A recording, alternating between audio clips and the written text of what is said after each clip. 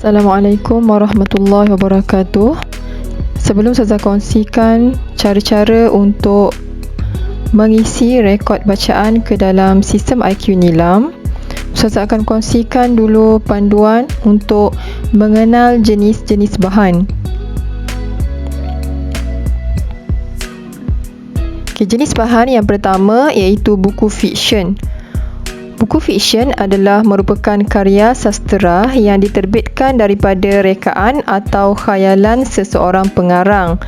Contoh-contoh buku fiksyen, contohnya buku cerita, novel, buku cerita berbahasa Inggeris, buku cerita berbahasa Arab. Seterusnya, buku bukan fiksyen.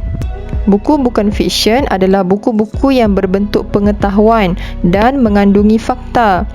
Contoh buku bukan fiksyen, buku contoh karangan, buku rujukan, karya, buku yang berbentuk ilmiah dan buku yang berbentuk dokumentari. Seterusnya, bahan bukan buku. Bahan bukan buku terdiri daripada komik-komik kartun, majalah, browser, poster, CD pembelajaran dan lain-lain lagi. Semua ini adalah contoh jenis bahan bukan buku. Seterusnya, mari kita lihat panduan untuk mendapatkan maklumat daripada buku yang kita baca. Ini adalah contoh jenis bahan buku fiksyen. Lihat dalam petak yang berwarna merah. Yang pertama ialah tajuk buku. Tajuk buku ini seronoknya mengenal Nabi dan Rasul. Seterusnya, yang kedua, petak di bawah tajuk buku adalah nama pengarang. Seterusnya, tahun terbitan. Tahun terbitan bagi buku ini tahun 2015. Seterusnya, penerbit. Penerbitnya adalah PTS Publishing House, Sendirian Berhad. Untuk dapatkan halaman ini, kebiasaannya disertakan di awal-awal buku. Kamu boleh buka buku yang kamu baca dan cari halaman seperti ini untuk dapatkan maklumat yang berkaitan. Seterusnya, panduan untuk mengambil maklumat daripada bahan jenis digital. Bahan jenis digital ini adalah bahan-bahan yang mempunyai alamat URL. Petak yang Ustazah tandakan ini adalah alamat URL. Kamu salin alamat ini dan letakkan di bahagian jenis bahan digital. Seterusnya, ini adalah tajuk, tahun terbitan, pengarang dan yang terakhir penerbit. Ini adalah contoh panduan untuk mendapatkan maklumat daripada bahan digital. Itu saja perkongsian untuk panduan mengenal jenis-jenis bahan. Seterusnya, kita akan ke panduan untuk mengisi rekod bacaan ke dalam sistem IQ Nilam. Di sini Ustazah akan kongsikan cara-cara untuk merekod bacaan ke dalam IQ Nilam. Mula-mula search Google. Type di Omnibox ni yang atas ni iqnilam.moi.gov.my. Enter. Ini adalah paparan sistem IQ Nilam. Seterusnya, kamu hendaklah sign in untuk masuk ke sistem IQ Nilam.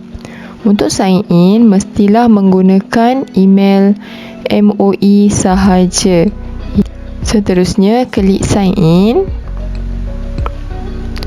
Masukkan email MOE. Masukkan password atau kata laluan. Seterusnya, klik next. Ini adalah paparan utama rekod bacaan Nilam. Di sini adalah tempat yang kamu perlu isi bahan bacaan. Lihat di sini ada rekod bacaan Nilam dan garis masa. Pastikan kamu klik di rekod bacaan Nilam. Seterusnya, lihat di bawah ada beberapa bahagian yang kamu perlu isi. Bahagian A, maklumat bahan bacaan. Bahagian B, jenis bacaan. Bahagian C, rumusan. Dan bahagian D, aktiviti pengayaan. Untuk isi rekod bacaan, lihat di bahagian A dahulu, maklumat bahan bacaan. Masukkan di sini nama judul atau tajuk bahan bacaan. Contoh di sini, saya ambil satu buah buku yang bertajuk Mereka yang Terpilih. Seterusnya, pilih bahasa Melayu, bahasa Inggeris ataupun lain-lain. Buku yang kamu baca tu menggunakan bahasa apa? Bahasa Melayu, bahasa Inggeris dan lain-lain. Buku ni menggunakan bahasa Melayu. Pilih bahasa Melayu.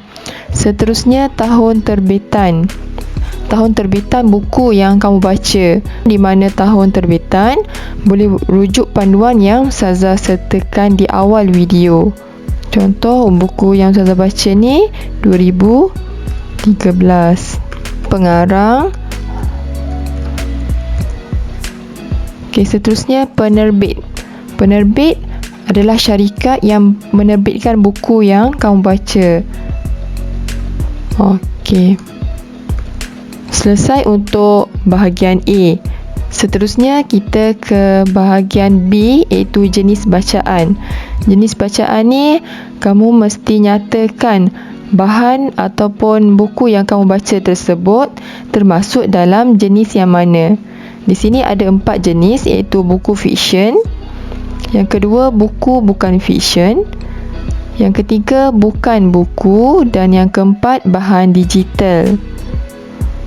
Buku fiksyen adalah buku cerita. Apa-apa saja buku cerita termasuk dalam buku fiksyen. Seterusnya yang kedua, buku bukan fiksyen. Buku bukan fiksyen ni contohnya buku rujukan, buku-buku dokumentari dan sebagainya. Yang ketiga, bukan buku. Di sini ada pilihan untuk bukan buku.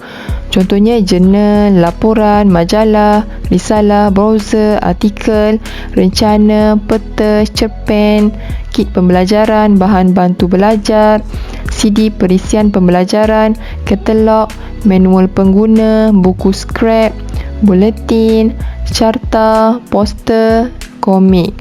Jika bahan bacaan kamu tersenarai di sini, boleh pilih bukan buku.